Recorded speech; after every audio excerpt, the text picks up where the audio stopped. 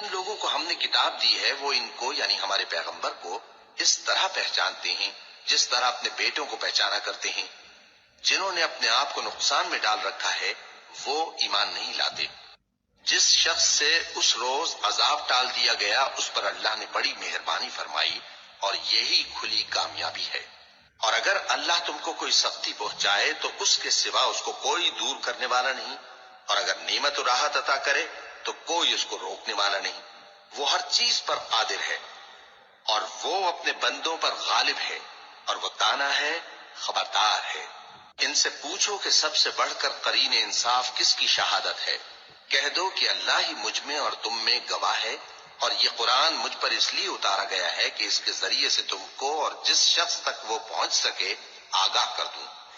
کیا تم لوگ اس بات کی شہادت دیتے ہو کہ اللہ کے ساتھ اور بھی معبود ہیں؟ اے پیغمبر کہہ دو کہ میں تو ایسی شہادت نہیں دیتا۔